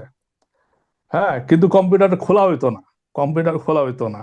তারপরে এটা কি কম্পিউটার শুধু এরপরে আপনি তো কম্পিউটারের কথা বললেন। একটা হ্যাঁ সময়ে তো আমরা দেখলাম যে মানে ইন্টারিমের আগের সরকার, হুম সেখানে তো আপনার মানে প্রাইমারি স্কুলে বাধ্যতামূলকভাবে ল্যাপটপ হুম দিয়ে পাওয়ার পয়েন্ট প্রেজেন্টেশন দিয়ে আপনি পড়াবেন। হুম আমরা এখন দেখছি যে ওয়েস্টের বড় বড় বিশ্ববিদ্যালয়, হুম তারা চক ডাস্টারে ফেরত গেছে, চক হুম ডাস্টারে ফেরত গেছে। আর আমরা বলছি যে প্রাইমারি স্কুলে ল্যাপটপ লাগবে, হুম মানে আমরা আসলে মানে এটার আউটকাম কি? যে যে প্রাইমারি স্কুলের আপনার দরজা নাই, তার হুম মানে ঠিকমতো তার একটা মানে ছাদ নাই এবং হুম টিনের চালা এবং সেখান থেকে আপনার পানি পড়ে। আপনি হুম সেই স্কুলে ল্যাপটপ দিয়েছেন এবং আপনি বলছেন যে ল্যাপটপ দিয়ে আপনি স্টুডেন্টদেরকে নাকি পড়াবেন। তো মানে আমরা এ- আসলে এ- আমরা কোনো একটা মডেলে কিন্তু নাই। মানে আমরা আপনি যে আচ্ছা শেষ করেন। জি, জি, না এটা আমি বলছি যে আমরা এই চক জাস্টারের বিষয়টা যেহেতু বললেন, আমার একটা নতুন জিনিস মনে পড়লো। এখন এই ইউরোপিয়ানরা চাচ্ছে যে নেচারে যে বাচ্চাদেরকে পড়ানোর জন্য। এক্সাক্টলি সুতরাং এখন হলো ওই বাগানে নিয়ে যাওয়া, পাহাড়ে নিয়ে যাওয়া, সমুদ্রেতে নিয়ে যাওয়া, খেলাতে নিয়ে যাওয়া। হুম এই ইন্টার অ্যাক্টিভিটি, যেটা মানে জি, আমাদের যেমন ট্র্যাডিশনাল বিষয় ছিল যে একটা টিচার বসে থাকবে, জি, একটা লেকচার দিবে, ছাত্ররা এটা শুনবে এবং সে এটা মুখস্থ করবে বা বাসা চলে যাবে। এখন ওই লেকচার দেওয়া যুগ চলে গেছে। আমি যতগুলি জানি, এটা মেয়েরা খুব ভালো ছেলেদের থেকে। যে মেয়েটা ক্লাসে গিয়ে ছাত্রদেরকে মোটিভেট করতে পারে, হুম, আনন্দ দিতে পারে, যোগ দিতে করতে পারে, ইন্টারেক্ট করতে পারে, সেই মেয়েটাই কিন্তু এখন ভালো টিচার। True, true, exactly. ভালো টিচার, ভালো টিচার। কারণ আপনার তো মানে ইন্টারপার্সোনাল স্কিলস আপনার ভালো। থাকতে আপনি থাকতে আপনার হবে। হ্যাঁ, আপনার আর্টিকুলেশন ভালো। হুম আপনি মানে কমিউনিকেটর হিসেবে ভালো করছেন। তো তার হুম মানে হচ্ছে যে আমাদের সেন্স গুলা আমাদের ফ্যাকাল্টি ডেভেলপ করছে না তো।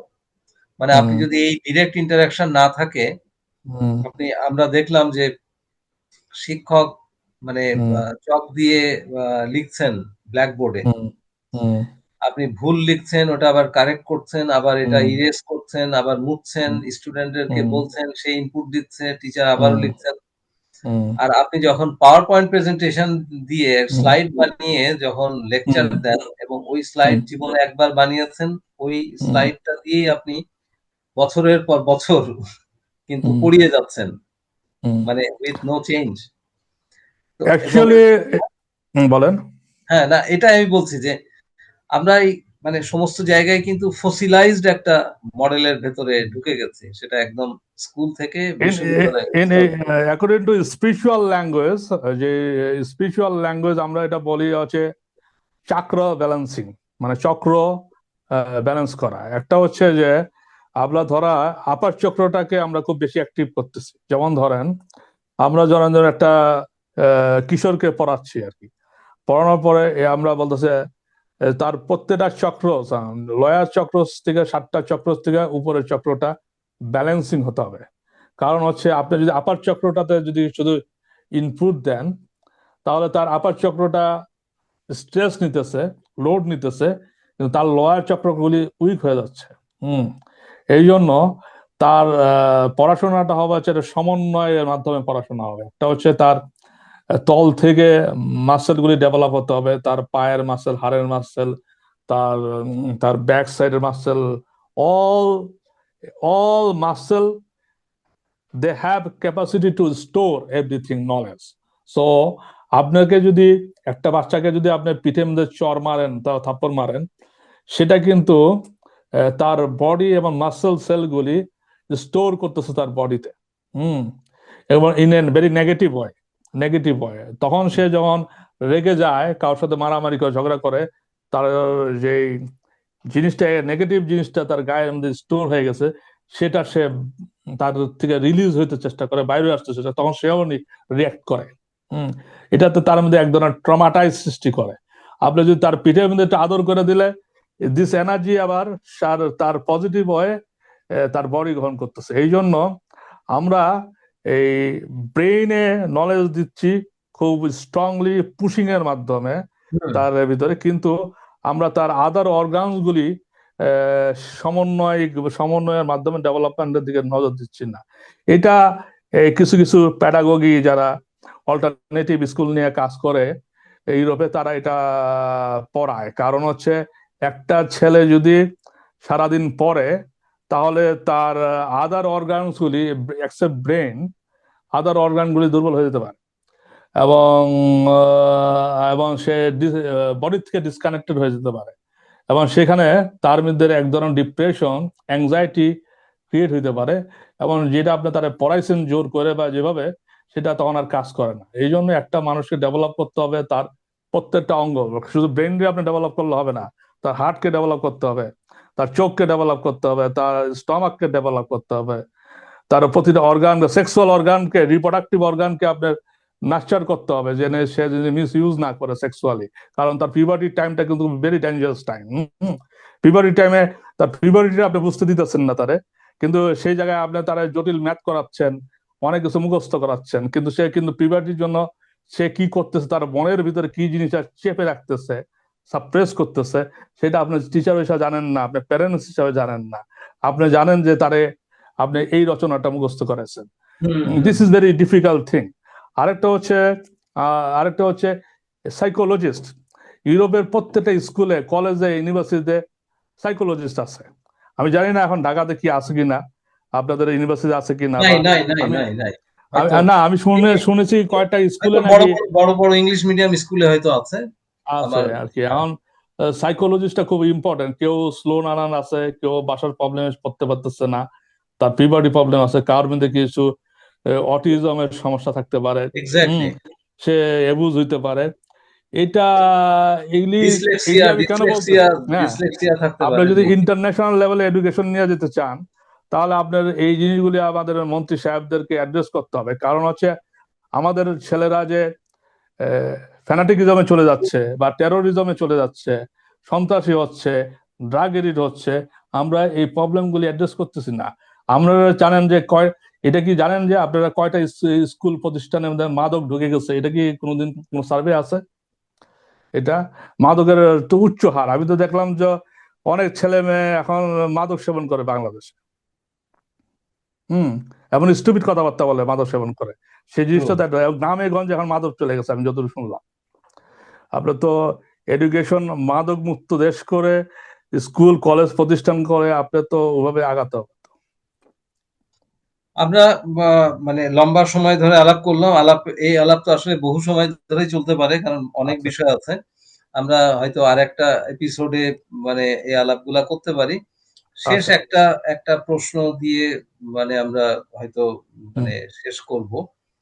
হুম, একটা বিষয় যে আমাদের বিশ্ববিদ্যালয় স্তরে অল্প হুম, কিছু প্রোগ্রামে, যেমন আপনার বিজনেস অ্যাডমিনিস্ট্রেশন হুম, অথবা ইঞ্জিনিয়ারিং, এই হুম, ধরনের কিছু সাবজেক্টের ক্ষেত্রে বা প্রোগ্রামে আমরা হুম, ইন্টার্নশিপের ব্যবস্থা দেখি। যে হুম, স্টুডেন্টরা লাস্ট ইয়ারের স্টুডেন্ট সে ৪ মাস হুম, বা ৬ মাসের ইন্টার্নশিপে যায়। হুম, আমরা ইউরোপের বিভিন্ন জায়গাতে আমাদের যারা ফ্রেন্ড রিলেটিভ যারা বিভিন্ন জায়গাতে আছে, সেখানে আমরা দেখি যে শুধু আপনার স্টেম বা বিজনেস অ্যাডমিনিস্ট্রেশন না, মোটামুটি হুম, সব ধরনের প্রোগ্রামেই স্টুডেন্টদেরকে রিয়েল লাইফ ওয়ার্ক এক্সপেরিয়েন্স এর সাথে হুম, পরিচিত করানোর জন্য হুম, হুম, ইন্টার্নশিপ বা অ্যাপ্রেন্টিসশিপ এর ব্যবস্থা আছে। হুম, আমরা এটার কোনো ইন্টিগ্রেশন নাই আমাদের কারিকুলামে। এই জায়গাতে হুম। আপনার অভিজ্ঞতা থাকলে একটু বলবেন যে আমাদের এই জায়গাতে আসলে কি আচ্ছা, করা যায়? আমরা চমৎকার একদম কথা জাস্ট বললেন। থিওরিটিক্যাল পড়িয়ে মানে ডিগ্রি দিয়ে বের করে দিচ্ছি, হুম, হুম, এবং সে মানে জব ইন্টারভিউতে গিয়ে হুম, যখন এমপ্লয়ার প্রশ্ন করছে হুম, যে তাকে সে কোন কাজ দিবে এবং এই কাজের সাথে তার কোনো পরিচয় হুম, আছে কিনা। হুম, এবং এখন কিন্তু অনেক কোম্পানি আছে যে তারা মনে করে যে সে রেডি স্কিল নিয়ে এখানে ঢুকবে। তাকে আমি হুম, ইন-হাউস কোনো ট্রেনিং দিব না।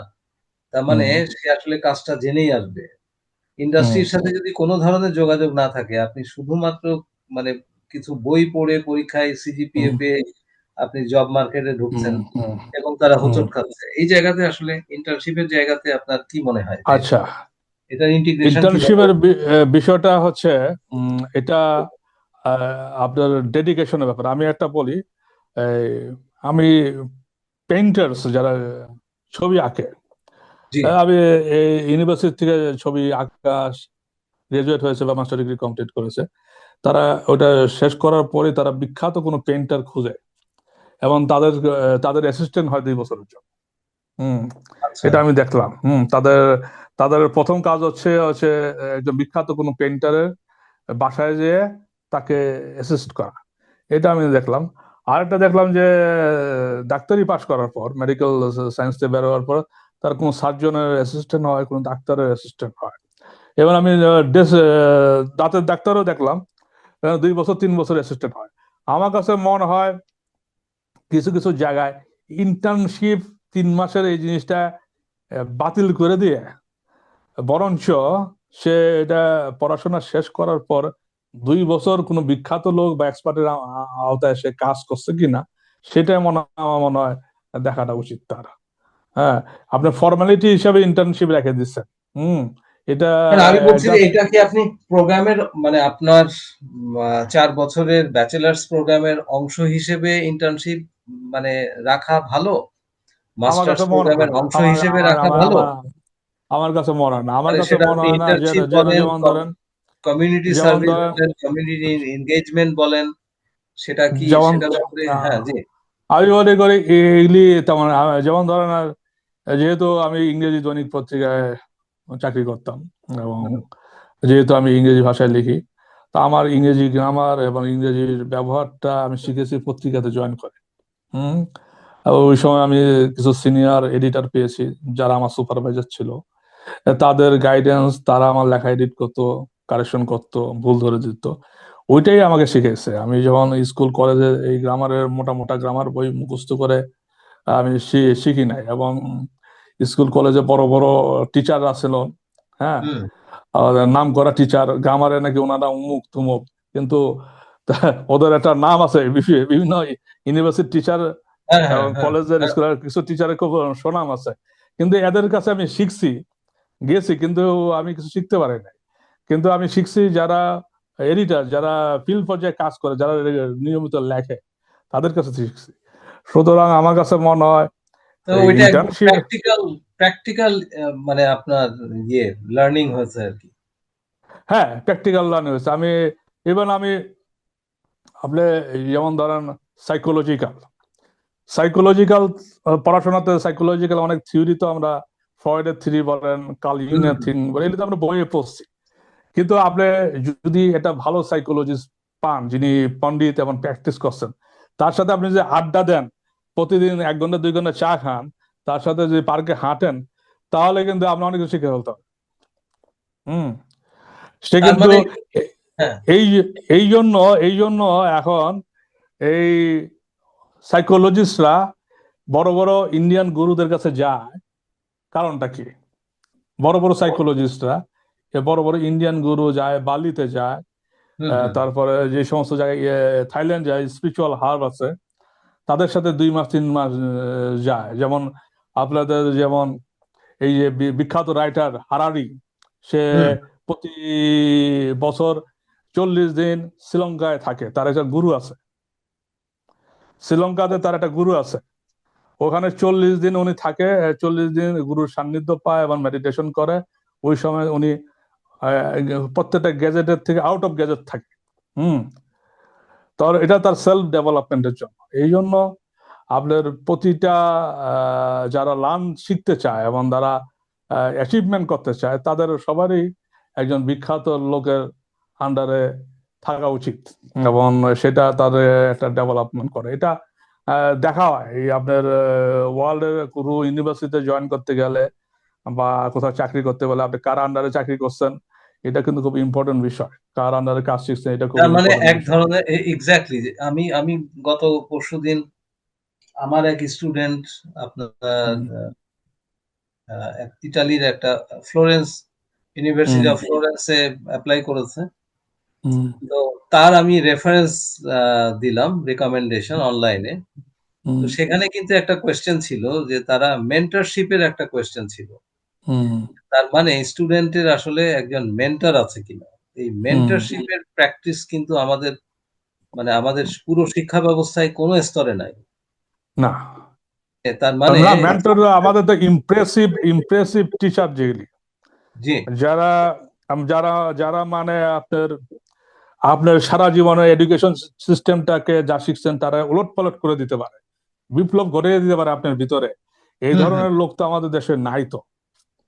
আপনি যদি বলেন যে ওই ওয়ার্ল্ড ফেমাস ইউনিভার্সিটিতে ওখানে কি খুব ভালো পড়ানো হয় আপনি মনে করছেন?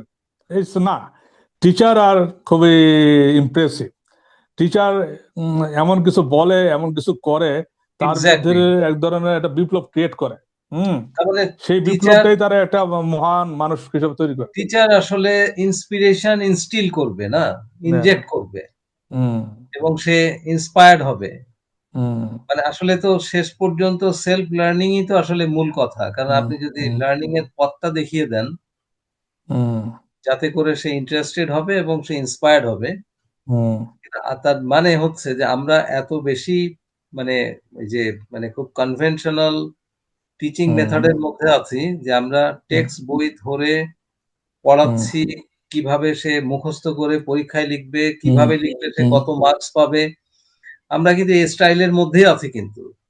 মানে আচ্ছা। ও আসলে সেলফ লার্নারও হতে পারছে না। হুম। মানে আপনি যে প্রসঙ্গে যে কথাটা বললেন, হুম। মেন্টরশিপ তৈরি হুম। হওয়ার জন্য স্টুডেন্ট হুম। টিচারের যে ধরনের হেলদি রিলেশনশিপ থাকা দরকার। হুম। বাংলাদেশের বিশ্ববিদ্যালয়গুলোতে দেখেছেন আপনি হুম। ইন্টারিম হুম। সরকারের সময়ে 18 মাস হুম। বিশ্ববিদ্যালয়গুলো কিভাবে চলেছে, সেখানে কি ধরনের মানে মব ভায়োলেন্স হয়েছে আপনি মোটামুটি যা দেখেছেন। সবাই জানি আমি। বাংলাদেশে স্টুডেন্ট টিচার ওভারঅল রিলেশনশিপ খুব টক্সিক হুম। জায়গায় আছে। এটা কি মনে হুম। করেন নাকি হেলদি অবস্থায় আছে? আপনার না, এটা মেন্টরশিপ তো আপনি আপনি উত্তরটা দিয়ে দিচ্ছেন। আপনি আপনার মেন্টরশিপের জায়গা আসলে আপনার কোত্থেকে আপনার তৈরি হবে? আপনার কোশ্চেনের মধ্যে উত্তর উত্তর উত্তর আছে, আপনার কোশ্চেনটার মধ্যে উত্তর আছে, কিন্তু আমি শেষ করার আগে একটা জিনিস বলতে চাই। এবং এই জিনিসটা বাংলাদেশ নিয়ে বলতে চাই না, ইন জেনারেল বলতে হবে, জি, কারণ এটা আমার মাথায় আসছে। হয়তোবা ভুলে যাবো, হয়তোবা অন্য কোনো বক্তৃতাতে আসবে না। একবার আপনি জানেন যে ওই বিশ্ববিখ্যাত ফিজিসিস্ট, পদার্থবিজ্ঞানী হাইজেনবার্গ, জি। আপনারা অনেকে ওনার নাম শুনেছেন আর কি। হ্যাঁ, তো হ্যাঁ। ওই হাইজেনবার্গ একজন বিখ্যাত scientist, one of the founding fathers of quantum mechanics. জি, তো উনার কাছে একবার একজন তরুণ বিজ্ঞান লেখক, তার নাম হচ্ছে ফিজর কাপরা, ওনার ইন্টারভিউ করতে গেছিল। তখন ওই তরুণ বিজ্ঞান লেখক ওনাকে ইমপ্রেস করার জন্য বিভিন্ন ধরনের কোট করতেছে, এই বইয়ে লেখা আছে, এই সায়েন্টিস্ট এই কথা বলছে, ওই সায়েন্টিস্ট ওই কথা বলতেছে, এই বলতেছে। তখন ফিজুর কাপড়া বলল, বাবা দেখো, তুমি যে বইগুলির নাম মেনশন করছো, আমার যে বই থেকে কোটগুলি করছো, আমি এই বইগুলি পড়ি নাই। আর বড় কথা হচ্ছে এখন আমি কোনো বই টই পড়ি টড়ি না। আমি ইন্ডিভিজুয়ালি চিন্তা করি, এবং আমি যদি বই পড়ি এবং অন্যদের বক্তৃতা শুনি, তাহলে আমার চিন্তা ব্যাহত হয়, মানে ব্যাহত হয়, অন্যদের চিন্তাটাই তখন আমার উপরে ভর করে। ভর করে, এবং আমার মৌলিক চিন্তাকে ব্যাহত করে, মৌলিক চিন্তা থেকে ব্যাহত করে। সুতরাং আমি আপাতত পড়াশোনা তোমাদের গাড়ি দিয়ে দিছি। হ্যাঁ, তোমাদের গাড়ি দিয়েছি। আমার মৌলিক চিন্তাটা আমি আমার মতন করে করতে চাই। হুম। হ্যাঁ। সুতরাং সুতরাং এই অমুক এই লেখা আছে, অমুক বই এই লেখা আছে, এটার দিন কিন্তু এখন চলে গেছে। এখন আপনি যদি হুম, গ্রেট ম্যান হইতে চান, গ্রেট রাইটার হইতে চান, গ্রেট সায়েন্টিস্ট থিঙ্কার হইতে হন, আপনার ভিতর থেকে কিছু বাইর হইতে হবে। এআই আয়সা পড়ছে, আপনি আপনার আর বই থেকে কোট করার দরকার নাই। এআই থাউজেন্ডস অফ কোট আপনার দিয়ে দিবে। হম। আপনার থাউজেন্ডস এক্সাক্টলি। অফ বই নাম করে দিতে হবে। এখন আমাদের দেশে আমরা যারা এই দ্বিতীয় শ্রেণীর রাইটার বা তৃতীয় শ্রেণীর রাইটার আছি, তাদেরও কোনো ফিউচার নাই। এখন দস্তয়েভস্কির মতন যদি উপন্যাস লিখতে পারি, হুম। তাহলে আমরা টিকবো। হুম। আর আমরা যদি না পারি, জয়েসের মতন যদি উপন্যাস লিখতে পারি, ইউলিসিস, তাহলে আমরা বাঁচবো। আদারওয়াইজ এআই সবকিছু করে দেবে আমাদের। হ্যাঁ। সুতরাং মানে এআই আমরা এআই যারা নিজেই তো ইনোভেটর না? এআই তো নিজেই রাইটার। ইনোভেটর, এখন এখন আপনার যদি মৌলিক ওই জিনিসটা দস্তবস্কি হইতে পারেন, জয়েস হইতে পারেন, তাহলে আপনি ক্রিয়েটিভ জগতে টিকে থাকবেন। আদারওয়াইজ আমাদের মতন এই সাধারণ মানের শিক্ষক বলেন, রাইটার বলেন, সাংবাদিক বলেন, হুম, তারা হুম। এখন is a very very very outdated হয়ে গেছে। আমরাই অলরেডি আউট হয়ে গেছি। আর এখন বাংলাদেশের মাস পিপল এডুকেট করবেন, it's a very difficult, very challenge. তার মানে আমরা মানে এআই এর কাছে আসলে আমরা সবাই অবসোলিট, আউট অবশ্য মানে এই আউটডেটেড। কিছুদিন আগে আমি একটা ডাক্তারের কোর্স পড়তেছিলাম। ডাক্তার বলল যে আমি একটা রোগের বর্ণনা দিয়ে একে জিজ্ঞেস করলাম, এমন এআই যে উত্তরটা দিল, উত্তরটা পরে আমি বুঝলাম যে আই লস্ট মাই জব। আচ্ছা। কারণ আমার আর দরকার নাই। আমার দরকার নাই, আমার রোগীরা এআই পেয়ে গেছে। আমি সিমিলারই হ্যাঁ, প্রেসক্রিপশন দিতাম। হুম, প্রেসক্রিপশন দিয়ে গেলাম। এখন আপনার যুগ কোন দিকে যাচ্ছে, আগামী 5 বছরে কি হবে, এটা কল্পনাই করা যাচ্ছে না তার মানে আমাদের তো বিশ্ব। মানে hmm, higher education is at stake. হ্যাঁ, মানে এটা হায়ার এটা তো এডুকেশন স্টেট, মানে এটা এবং হায়ার। এটার অ্যাট্রাকশন এবং এটার ইম্পর্টেন্স তো আমার মনে হচ্ছে যে খুব দ্রুতই হুম, সেকেন্ডারি পর্যায়ে নেমে যাবে। হ্যাঁ, সেকেন্ডারি পর্যায়ে নেমে যাবে। এবং আমাদের আমাদের রাইটিং, যেমন যেমন আপনি একটা এসে লেখলেন বা প্রবন্ধ লেখলেন, হুম, কম্পিউটারের মধ্যে বসে বসে লেখলেন, হুম। এই এই ওয়ে লেখাটাও বন্ধ হয়ে যাবে। আপনি এআই এবং আপনার ক্রিয়েটিভিটি, আপনার চিন্তা শক্তি দুইটাকে কম্বাইন করে একটা যদি ক্রিটিক্যাল জিনিস যদি দাঁড়াইতে পারেন, দ্যাট উইল বি একটা মৌলিক কাজ। আদারওয়াইজ যে সাধারণ কাজ, গরু রচনা লেখা, এই গরু হুম। রচনা লেখার যুগ চলে গেছে। তার মানে আসলে মানে এআই এর সাথে নিজেকে যদি কম্প্যাটিবল করতে চাই তাহলে আমাদের ক্রিটিক্যাল থিঙ্কিং এর স্তর বাড়াতে হবে। দিস ইজ, হ্যাঁ, আপনি তাই ইউ না? Have to be writer like James Joyce বা দস্তোভস্কি। হুম। আপনার ইউলিসিসের মতন বিগ বিগ প্রেক্ষাপট থাকতে হবে, নাহলে আপনার হবে না। মানে আমাদের দেশে এখন যেই মানের টিচার আছে, জি। এরা অ্যাকচুয়ালি যদি আপনি যদি এআই ইন্টিগ্রেট করেন প্রতিটা ইউনিভার্সিটিতে, আমার মনে হয় টিচাররা লজ্জা পায় আর ক্লাসে আসবে না তারপরের দিন থেকে। এটা আপনি ভালো ভালো বলছেন। দিস ইজ, হুম, আমিও তাই মনে করি। কারণ তার মানে তো আমাদের আসলে মানে বিশাল চ্যালেঞ্জ। আমরা যে স্তরে আসলে শিক্ষা নিয়ে আমাদের এখানে পলিসি মেকাররা ভাবছেন, ওই হুম, কনভেনশনাল ভাবনা দিয়ে আসলে মানে হুম, ৩ স্তরের শিক্ষাতে যে গুণগত পরিবর্তনের কথা বলছি এবং জব মার্কেটের যে ডিমান্ডকে ফেস করা হুম, এবং ওই ধরনের গ্র্যাজুয়েট তৈরি করা এবং স্কিল হুম, ওয়ার্কফোর্স আপনি মানে দেশের বাইরে পাঠাবেন, হুম। এর জন্য তো বিশাল ধরনের মানে পরিকল্পনা দরকার। মানে আপনার হ্যাঁ, শুধু ঠিক পরিকল্পনা দরকার। কিন্তু মানে আমি কিন্তু যে ধরনের মানে আ কমেন্ট আশপাশে যা শুনছি এগুলা আমার কাছে কিন্তু খুব সুপারফিশিয়াল মনে হচ্ছে। মানে মানে খুব ডিপ কোনো মানে পরিকল্পনা ধরে আ মানে রিফর্মস নিয়ে মাঠে নামা হচ্ছে বলে আমার কাছে প্রাইমারিলি মনে হয়নি আরকি। আমার কাছে যে জিনিসটা মনে হচ্ছে, এখন এডুকেশনটা হয়ে যাবে মানে খুব সম্ভবত এআই অ্যাপস বেসে। যেমন ধরেন আপনার ইউনিভার্সিটির স্টুডেন্টগুলি আপনার ইউনিভার্সিটিতে আর জয়েন করবে না। হুম, না জয়েন করে সে ওই লগ অন করবে একটা অ্যাপসে, সেখানে পেমেন্ট করবে তার টিউশন ফিটা, সেখান থেকে এর মাধ্যমে শিখবে। লাইক যেমন ধরেন ChatGPT বলেন বা এবং সেগুলো হয়তো স্কিল বেসড মানে ঠিক মানে স্কিল। তার মানে তার কাজের জন্য যে যে ট্রেনিংটা হুম, লাগে, যে কোর্সটা হুম, দরকার ওই কোর্সটাই করবে। ওটা মানে ওটা না ওইটাই হলে করবে, ৪ ওটা ওটা ৪ ওটা। বছর ধরে আপনার একটা প্রোগ্রামের মধ্যে দিয়ে গিয়ে একটা ব্যাচেলর্স ডিগ্রি উম উম কেন হুম, করব আমি? হুম। মানে আমার কাজটা শেখার জন্য যদি ৬ আপনি মাসের হয়তো জন্য বা এখানে ভাবতে পারেন যে এখানে তো এই এআই যে শিখাবে, এই কন্টেন্টটা তো আমাদের টিচারদের তৈরি করতে হবে না। এটা ভুল। কারণ এই প্রথম হুম, থিঙ্কিং টেকনোলজি এসে বসছে, সেই চিন্তা করে কন্টেন্ট ডেভেলপ করতে হবে। আচ্ছা তো ভয়ানক অবস্থা।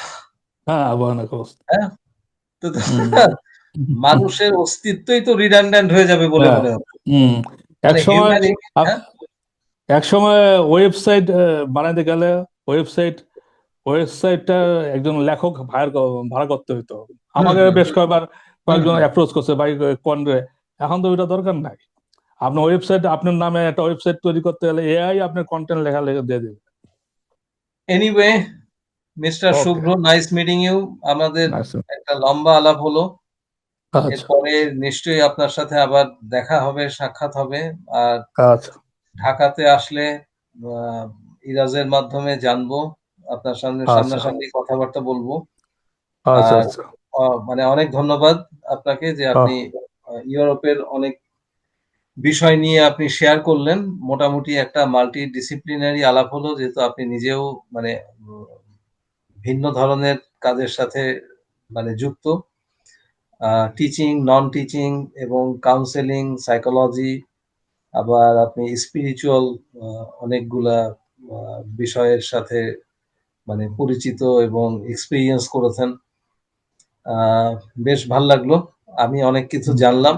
ওকে আমাদের আসলে টিচিংকে আমরা এত মানে লিনিয়ার পদ্ধতিতে দেখছি যে মানে টিচার সব জানে এবং স্টুডেন্টকে সে জ্ঞান দিচ্ছে, স্টুডেন্ট এটা শুনছে। হুম একাডেমিয়ার সাথে আর মানে জগতের আর কোনো সম্পর্ক নাই আমাদের। একাডেমিয়া কিন্তু মানে আমার কাছে মনে হয় যে আমরা মানে আগের একাডেমিয়া অনেক বেশি সোসাইটির সাথে কানেক্টেড ছিল। এখনকার একাডেমিয়া আমি দেখি যে এক ধরনের খুব সুপারফিশিয়াল একাডেমিয়ার। অনেকেই নিজেদেরকে রিসার্চার দাবি করে। সাইটেশন নিয়ে আজকে আর আমাদের আলাপ হয়নি, মানে এর পরের আলাপে করব। সবাই নিজেদেরকে সাইটেশন বিজ্ঞানী দাবি করছে, তার সাইটেশনের সংখ্যা 10,000 এবং সে গুগল বিজ্ঞানী হয়ে গেছে। কিন্তু এদের কোনো নিজস্ব কোনো পেটেন্ট নাই। বিশ্ববিদ্যালয়গুলো দাবি করে যে আমার এত পার্সেন্ট শিক্ষক গুগল স্কলার, 2% স্ট্যানফোর্ডের রেটিং এ ঢুকছে। রেটিং র্যাঙ্কিং নিয়ে আমরা আরেকদিন আলাপ করব, আচ্ছা সাইটেশনের ঠিক আছে বেসিস। হুম, তো এবং ঠিক আছে আমরা এটার ভেতরে আছি, কিন্তু আচ্ছা মানে ঠিক আছে পুরোটাই মনে হচ্ছে যে খুব একটা সুপারফিশিয়াল বাবলের ভেতরে ঢুকছি আমরা, হুম মানে যেখানে মানে আপনি মূল জিনিস নাই আর কি। হুম তো ভালো থাকেন, অনেক ধন্যবাদ। আচ্ছা ঠিক আছে কথা হবে